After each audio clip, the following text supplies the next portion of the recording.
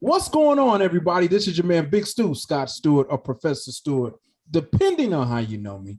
And we are back for yet another edition of Dope People on the Dope People podcast. And I am not here to let you down yet again. And look, let me clear this up. I don't want it to make it seem like everybody that comes on here is better than the last person. It just so happens that I just happen to know a lot of dope people, and I'm not letting you down with the level of dopeness that is coming through today. On today's episode, we have the beautiful Miss Stefanie Hicks. Miss Stefanie Hicks is joining us today on Dope People. Welcome, Miss Stefanie Hicks. Thank you, Scott. Thank you so much for having me. Absolutely. Before we get into it, let me try to do your bio a little justice. I'm gonna give it a shot. Stefanie is a dynamic diversity, equity, inclusion, and justice and human resources professional. Stefanie has extensive business acumen. Stefanie has 15 plus years experience focused on, get this, building mutually beneficial partnerships, leading highly effective teams, and delivering innovative strategies to promote accountability and awareness around diversity, equity, and inclusion, drive employee engagement, and skillfully and craftfully recruit and retain top talent. Come on, y'all. Come on. Stefanie also provides organizational development, consultation, and training focused on these three areas: social justice, leadership, and organizational change. Stefanie has worked in both private and nonprofit sectors, and she prides herself, as she should, on working diligently to bring her professional experience, research, interest, and passion for social justice to life through her work. She is always seeking to create a space for community, building, healing, and liberation. Stefanie is the co-founder and principal facilitator at SAA Visionaries. She is an associate director, diversity, equity, and inclusion in the Office of Human Resources at Northwestern University. Go Wildcats. Stefanie Hicks. Thank you. You make me sound so great. Man, it's the words. You're doing the work. You are doing the work. I'm just saying what it is. Thank you. Thank you. It's good to hear. Yeah, well, you deserve it. You deserve it. From the first time I met you, and some of the work that I was and am continuing to do through Genius Lab, I knew that you were somebody that I wanted to have access to. And so I attempted to, persuade you through my work. And look, I'm just calling it what it is. I wanted to show up.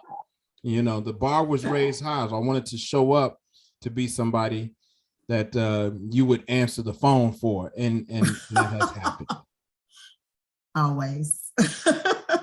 All right, look, on every episode, before we dig into our conversation, everybody has played with me a little game, and I'm hoping that you'll do the same. Oh, I love a game. Let's do it. We're going to play a nice, friendly round of this or that. Okay. Are you familiar with this or that? I am familiar with this or that. Okay. I am undefeated. There's no winners. There's no winners on this or that. It's just a game, right? It's an opportunity to let our listeners know a little bit about who you are and how you think beyond the bio, right? So, you ready? I'm ready. All right. Dog or cat? Dog. Big dog or little dog? Little dog. Phone call or text? Text. Netflix or YouTube? Netflix. Okay. Ice cream or snow cone? Ooh. Snow cone. Okay. Cake or pie? Cake. I like cake too. Big party or small gathering? Small gathering. Rich friend or loyal friend? Loyal friend, any day. Work hard or play hard? Both. This ain't this, that, or both. This is this or that. Can I work hard or play hard? Play. You said, say it again. Play hard. Play hard. I know, right. Money. Smart. Say it again. Because I work smart. Because you work smart. Well, as you should. As you should. Money or free time? Ooh, free time is money. Look at that. Look at that. Michael Jordan or LeBron? LeBron. Wow. You're the first guest to say LeBron. You are the first guest to say and my LeBron. reason why I'm pretty certain is nothing like the other guests about why they chose who they chose. You want me to tell you why? Tell me why. Because one of the guests was from Cleveland, Ohio. And they chose Mike? And they chose Mike. So if we're going to choose based on the game and the skill, sure, I'm going to choose Mike. If I'm going to choose the man, I'm choosing LeBron. Okay, all right. I think some of that may come out in our conversation today. Uh-huh. All right, let's get into it. I got a few more and then we're going to round this out. Okay. Hip hop or gospel? Hip hop. Book? Say it again. I said that was quick and easy. That was hip hop. Right? Card game or board game? Card game. From Chicago. Oh, okay. Beer or wine? Wine. Book or audiobook? Book with pages. Book with pages. All right, here's the last one. Well, this may not be the last one. Sweater or hoodie? Oh, hoodie. Okay. All right, here we go. We're about to bring it home. Teachers or principals? Teachers. I have a reason for that too. Let's hear it. So most principals have been teachers. And without the teachers, what would the principal do? I like that answer. Okay, here we go. Like I was specifically, there's a time named their person of the year, Elon Musk, right? I saw that this morning. And I was thinking to myself, the sacrifice that teachers make on a daily basis, especially during, when we've been through an active pandemic and we have a billionaire named as the person of the year. Like, we're doing things wrong. That's an interesting point. It's a very interesting point. I may have to bring that back in our conversation. I have to tie that point back in, and I will. Let's kind of get into, because that's a strong point. Ms. Hicks, where are you? Where are you from? Are you from Chicago? Where are you from? I am. I'm from Chicago, from the South Side, more specifically Inglewood. Wow, I don't think I knew more that. Specifically, you're from Inglewood? More specifically, 64th and Paulina. Wow. Yeah. I would have, people make too many assumptions about people without getting the detail. I would have never known that. What high school did you go to? So my parents, we moved when I went to St. Sabina for grammar school, Beasley, then St. Sabina. Okay, wow. And after 8th grade, my parents moved to the south suburbs. And so I went to high school at Hillcrest High School. And then from there, Nashville, Tennessee, to Fisk University. Fisk. HBCU. HBCU. And you got your undergrad from Fisk? I did. Wow. So how did you, like, were you, when you were younger, were you like, I mean, look, okay, let me just go there, right? You seem very well put together, right?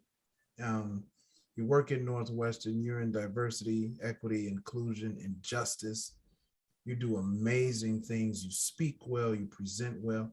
What kind of kid, what kind of student were you when you were younger? Were you always the person that is showing up today? No. So I mentioned I went to Beasley first, then went to St. Sabina. So I transferred to St. Sabina when I was in 7th grade. And that was because I didn't have a choice. I had a fight at Beasley when I was in 6th grade. And it was a really, really bad fight that caused me to get asked to leave the school. And so at that point, you know, my mother was just like, listen, you can be the smartest person you want to be, but if you don't learn how to control your temper and learn how to use words in a way that they're going to benefit you, you're going to always find yourself being asked to leave places. And so we ended up, you know, going into St. Sabina, which was kind of where all the rest of the kids in my family went. So I had a tribe there to kind of, you know, welcome me in, and the students there were so great. And, you know, I was still kind of rough around the edges at that point. So still kind of getting in trouble at school a great deal.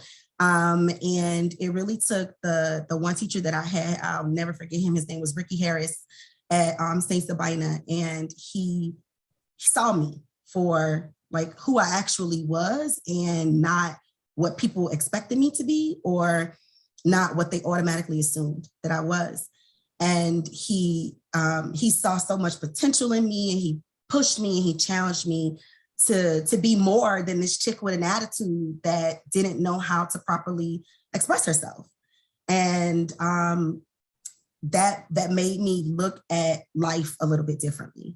If he could see that I could be great, why couldn't I see that in myself? Mm. So, you know, that's kind of when things changed for me. He had me join this like liturgical dance at St. Sabina. And so I was doing praise dance, and I had something to actually keep me committed to and keep me focused. And I loved it. And it helped me get some discipline. And that was what really allowed me to, there was another woman at St. Stefanies, her name was Roz, and I can't remember her last name, maybe Rosalind Sanders. I can't remember her last name. But those two people, and they were two Black people that were in my grade school life that kind of helped turn things around. And then, you know, when I got to high school, I graduated high school with a 4.0 GPA. I did exceptionally well in high school. And I also encountered this man who is great. His name is Euclid Williamson. He runs Target Hope. So Target Hope is this college prep program in Chicago run by this Black man who, and it's supposed to serve, or it does serve, underrepresented youth in the Chicagoland area. And what we did was we had an opportunity to attend classes at the time when I was going, it was at DePaul. Then they moved to like Robert Morris, and then moved to Chicago State.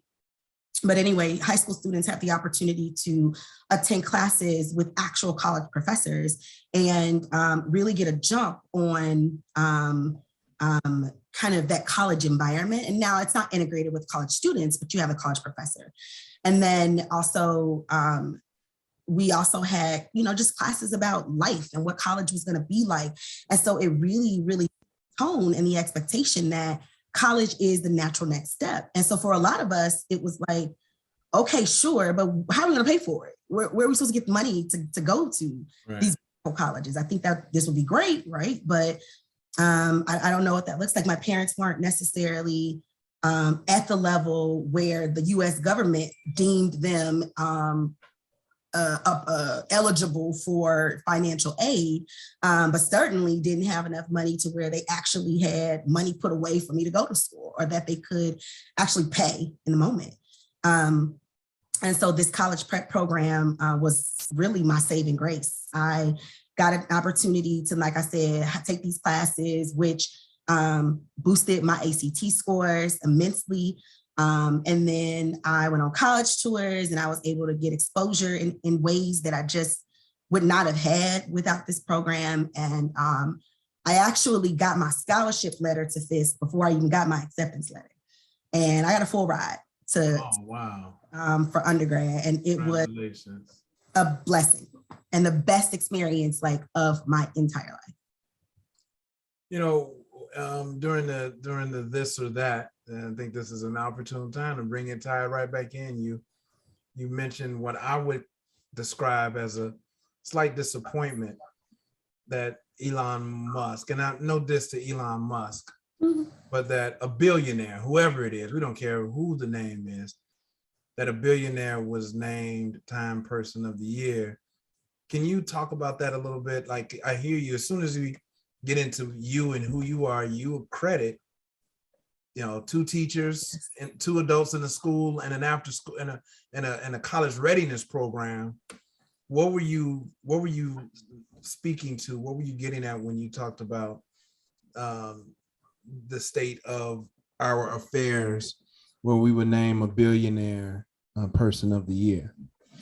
Yeah, I think that when we look at who you want people to revere and who you want people to look up to, this country, or at least this magazine, has chosen a billionaire. And perhaps it's because this billionaire has now added astronaut to his repertoire because he's now gone to the moon, right?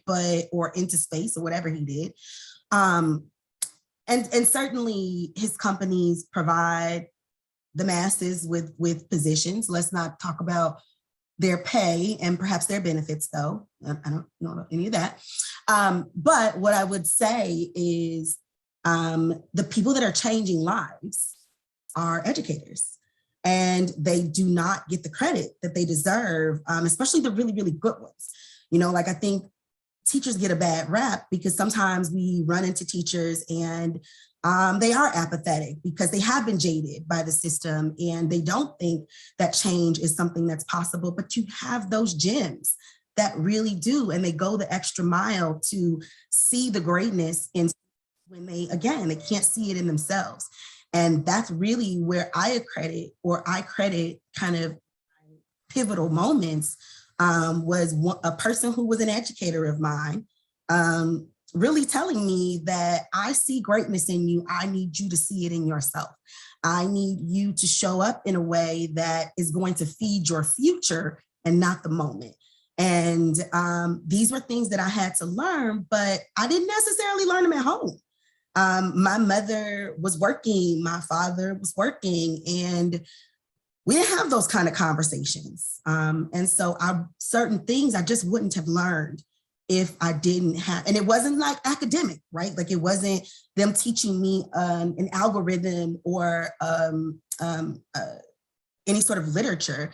It was them teaching me about life and how to be a good person and how to show up in the world in a way that I wanted to be seen. And again, like, I don't think educators get the credit, let alone the compensation that they deserve. Yeah, I would agree with that. I've always thought educators are underappreciated, is the term that I use. So how would that work in your, and I want to talk a little bit more about some of the work that you're doing currently. Maybe we may even get to some of the work that you and I were embarking on, but how do you imagine, what does that look like for, you know, what all teachers are making, starting at 100,000 a year, or like there are some, you know, and let me play devil's advocate a little bit. I think there's some teachers that get paid very well. Here in Chicago public schools, that, you know, if you got 10 years, you got 8 years, you know, you got a halfway decent salary, better than halfway decent. What does it look like to you for teachers to get their proper due, if you will? To me, it would not at all be based on seniority. It would be based on performance. It would be based on feedback, and it would be based on the success of your students. How am I at this point, the way that we're measuring, and I don't at all want to discredit the Chicago public school system and the teachers union. This is an international podcast. There are people all over the world who tune into this podcast. So yes, right. Like I want to make sure that I acknowledge they are certainly doing good work, and there are things that I just don't know. But if we're talking and just responding to what you said, you have teachers that have been in the job for 10 years, 15 years, what have you, and they're just naturally making more money because they've been there longer. I think we run into that same issue in the workplace. You have people who are kind of there and kind of become an institution in an organization because they've been there for so long, and naturally because they just kind of move along this path, they get these increases and they make more money. But then you have the people that just come in. Amazing. What then do you do for them? Are you making them catch up to the 15-year person before they can be acknowledged for the greatness that their impact or the impact that they're having now on youth? Because that's how you lose them. I would love to see data on first-year teachers, how many they keep and how many they turn over and why. The teachers that I think, and some of the ones that I've heard from, I have a friend who was recently a principal for an elementary school, and a few friends that are elementary school and high school teachers. And they all have very different gripes with why they left either the field or their school or what have you. But I think a great deal of it that I'm hearing is that their pay and the recognition that they do not receive. But I think that, again, like I said, I credit a great deal of my successes to people that were educators. And to me, that means they are the heroes. They are the ones that should be regarded and revered as the people of the year. I agree with that. And I'm having served in the classroom, teachers, well, I'm probably going to frustrate a couple of folks, but teachers get 2 weeks off for Christmas. They get a spring break off, all the major holidays. They get a summer vacation. That's not normal for most other employees. Having said that, times have changed since we prepared people for work, and that hasn't been more pronounced at any other time in modern American history than our recent pandemic. How, in your opinion, from your perspective, have the demands of the workforce changed pre and post pandemic? Man, drastically. We didn't have a choice but to respond to remote work. And so all the employers that prior to the pandemic said, no, there's no way that we can get this done if our employer or if our workforce is not in the building, found out very differently when they didn't have a choice or they didn't have options. And so now we've proven that we can do this work from afar. And so companies are having to respond to this need or this want to have more of a flexible work arrangement, more long-term. So even at the university, we definitely had work arrangements during the pandemic, and we had a number of people that were considered essential workers that were on campus in a number of different regards, but a great deal of the workforce at the university were remote. And so when we were thinking about that, it was like, okay, so what does the return to campus look like then? Are we making people come back to campus just because it makes us comfortable and it is something that we are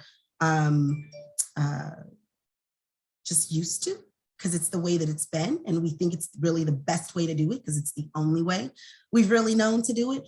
Or is this a way then for us to respond to the change in the world and really the change in people's lives and allow flexibility when we've seen it can work? So for instance, on my team, we started out pre-pandemic, everyone kind of worked in the office. We had a few people we have people that worked remotely, but maybe it was like a day or two here. It was no regular schedule.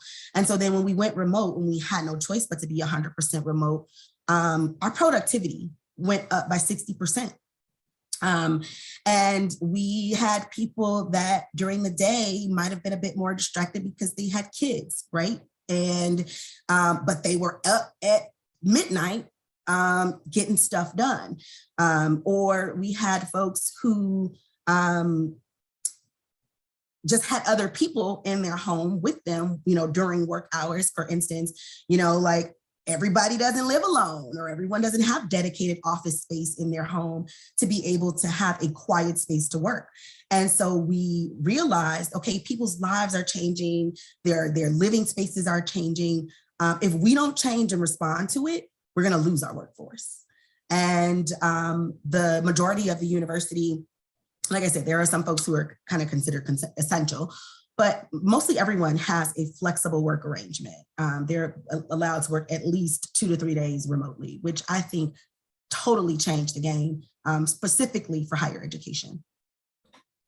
When I was in school, when I was coming out of high school, preparing to college, what I remember most is, just get a job, right? Get a job with the idea that I would get a job that I could retire from. What, in your opinion, do jobs of the future look like? Are we preparing these college graduates, or high school and college graduates, for jobs to retire from, or is it something different today? I think it's a whole different mindset today. I don't hear very many people talking about wanting to go somewhere and retire. I hear people wanting to go somewhere, learn an industry, get it under their belt, and take it to whatever the next step is going to be. More specifically, new recent college graduates, they have so much to offer that we just didn't have access to when we were coming out of college.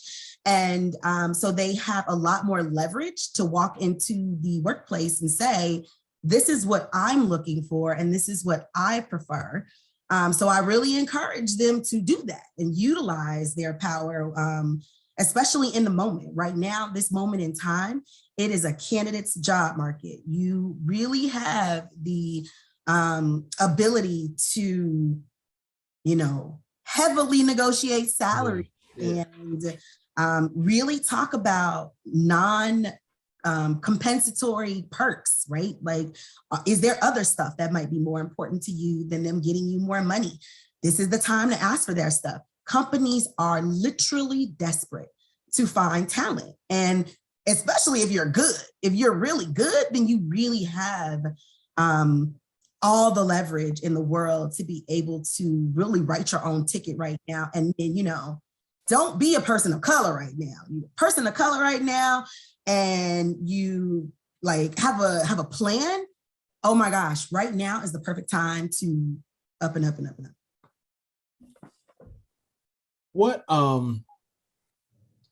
What could teachers do, whether it's secondary or post-secondary? What could teachers do differently, in your opinion, to help better prepare? Let's do this question this way. What could secondary teachers do best to prepare students for post-secondary education? I'm proud of that question. See, I'm proud of that question. I see. I saw you sit back on it. One of the things that I think we are failing our students, or the areas that we're failing our students in, is life skills. They don't know how to survive on their own when it is time for them to go to college. All the things that it takes to do that. How to effectively do something like pay car insurance, secure car insurance, how to effectively fill out a job application and tax forms, how to understand what you're supposed to consider when you are considering a job offer, all the things that you're supposed that could be important to you. But that you just don't know how to ask. The importance of, I think people talk a great deal about a resume and maybe even a cover letter. I don't really hear people talking about cover letters very often, but I work in higher ed, so they're important right? Because people in higher ed all think they're the smartest folks in the world, and therefore they love the words. And so if you know higher ed, they love words. What better place to kick the words than the cover letter? But I don't think that schools are preparing students to talk in a way that they are able to articulate who they are and what they want. One of the things, I was talking to a group of students not too long ago, and just talking to them about some of their aspirations and what some of the things that they really want to do. And I said, okay, so if you got in the room with the person that you knew could put you where you would needed to be and put you exactly where you wanted to be, and held the keys to your dream job, what would you say? And do you know, like most people don't know. Most people are not able to articulate appropriately who they are and what they want succinctly, but in a way that also displays excellence. And so that's one of the things that I think schools should better prepare students for, is to be able to speak in an affirmative way about themselves. We don't learn how to build ourselves up and to big ourselves up and to be able to talk about our accomplishments in ways that are going to sell ourselves. Because essentially that's what we're doing. When we're out here interviewing for jobs, or even, doing the networking thing and just meeting people, it's a sell, it's a transaction. And so do you know how to effectively manage that transaction? I don't think we're teaching them how to do that. Wow, that's phenomenal. That's really impactful. I hope all of my listeners, I hope you all are taking notes, hearing this perspective from someone in higher ed and someone in diversity, equity, and inclusion and justice. 18 months ago, approximately, we were in the middle of some social injustice behind, the Ahmaud Arbery, and then Breonna Taylor, and then George Floyd. And there was a big call to action from corporate to kind of step their game up with the DEI conversation. And now, 18 months later, it seems to have kind of gotten lost in the sauce. It's kind of back to the way things were. What needs to really happen, and I know you're in this space now, for the good old boy network of corporations to truly get and understand DEI? Yeah, I think this is a conversation that I've been having very recently as well with peers in the industry, in that I think corporations responded to, again, the moment in time, and because they felt like they had to. And yeah, there were some corporations and some companies who genuinely felt the need to make some changes and to acknowledge, oh, the Black people that work here do exist, and y'all's experience is a little bit differently than the rest of the world. But I think what we lacked was genuine commitment. And that, to me, that means resources. And, by resources, that means dollars. This couldn't be something that got cut when the company is going through financial problems. This should be a core, or a part of the values and a part of the mission of the organization at its core. It can't be something that we're only thinking about when we're hiring. And it can't be something that we're only thinking about when, again, something is happening in the news. The way that it felt in that moment, I remember it distinctively, is logging in, because we were on Zoom, logging into work, and in this really large call, and me being, kind of silent, not really saying very much, because I was going through whatever I was going through on my own end emotionally. And I didn't really contribute to people saying how they feel and downloading, sharing, and whatever. I didn't. I sat back and I just watched. I didn't say anything.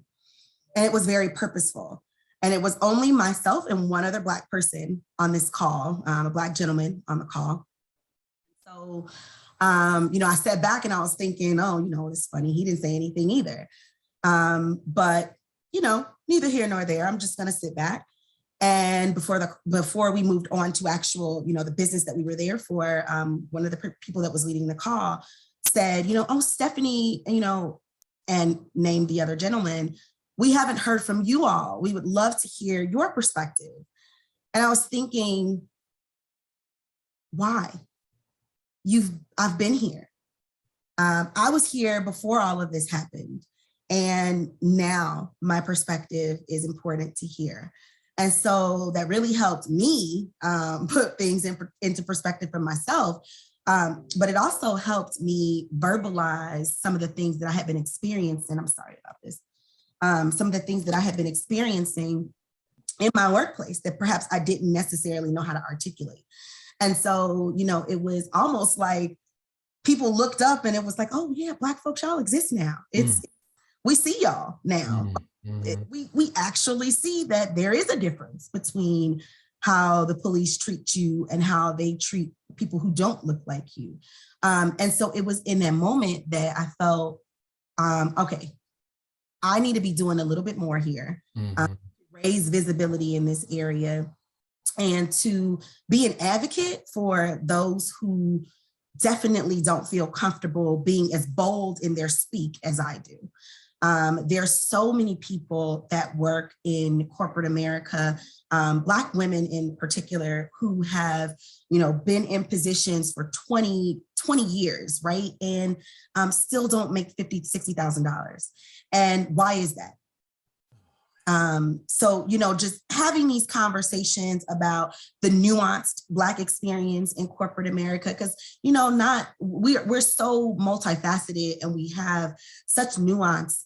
So really hearing those stories, and then more importantly, sharing those stories so that people who don't look like us understand what our experience is, so that we can then try to move forward with some sort of organizational culture change. Because that's the thing with these corporations, they want to say, okay, we hired a diversity person, because the diversity person isn't your savior. That person is just going to help you put a framework and a strategy together for who you are and where you want to go. But you also have to acknowledge what are some of your own barriers keeping you from getting to where you want to go. And that's some of the things that I think corporations are not necessarily willing to grapple with.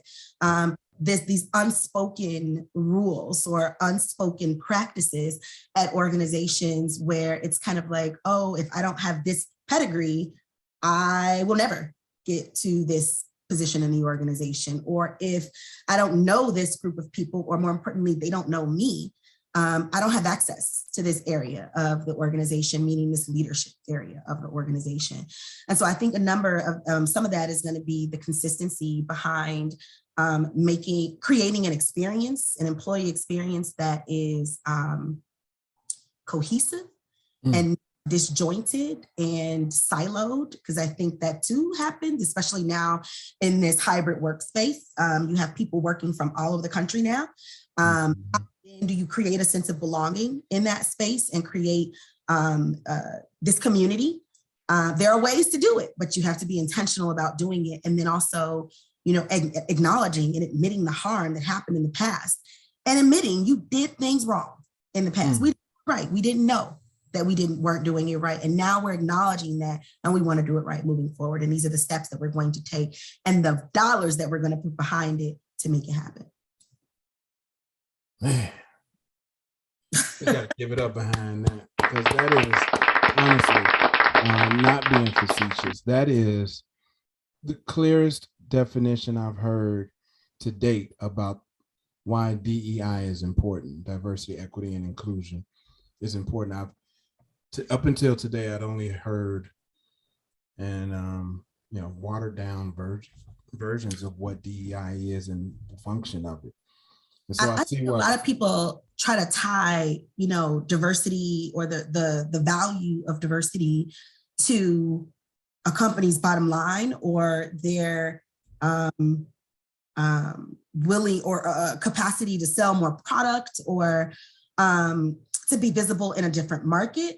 And that is where you'll always fail, because as soon as the numbers don't match up to where you think they should be, you'll think, oh, well, the diversity efforts didn't work.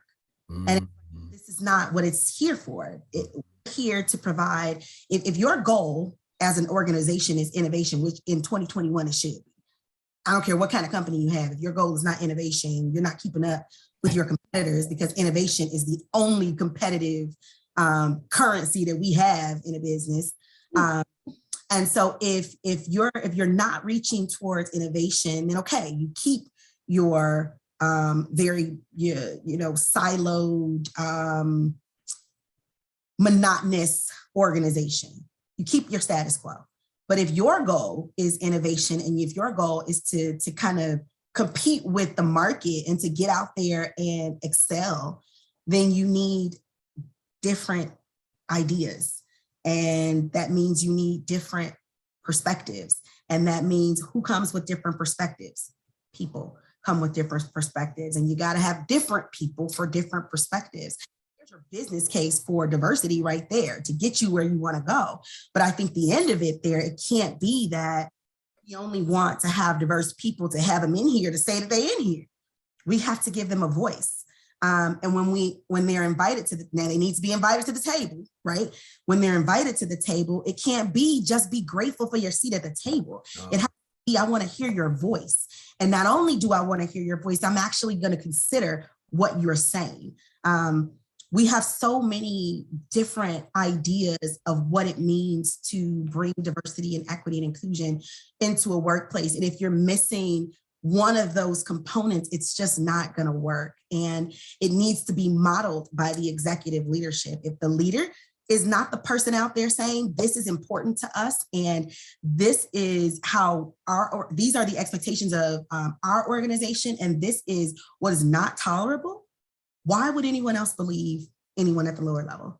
So we have to get our senior leadership, our executive leadership on board and bought into the idea that this is important to the life of their organization, not just to the finances of their organization, and to get them to understand that it's so much more important for us to pour back into the people. When people are happy, they show up. Relationships, right? Yeah. When I'm in a relationship and I'm happy, look, get the best of me. You get all of me, and you get everything that is good about me. But when I'm feeling abused, when I'm feeling devalued, when I'm feeling like I ain't making enough money, I'm not happy. And so not only do you not get the best of me, you probably get a lot of the worst parts of me. Damn. So if we know that, I mean, that's kind of basic, right? If we know that that is what, satisfaction yields, it's not reinventing the wheel. All we have to do is pour into the people. I would love to continue this conversation. I know we're up against time. You have some other very important work to get to. Man, this has been a dynamic conversation. It has been amazing and awesome to listen to you. I love listening to you.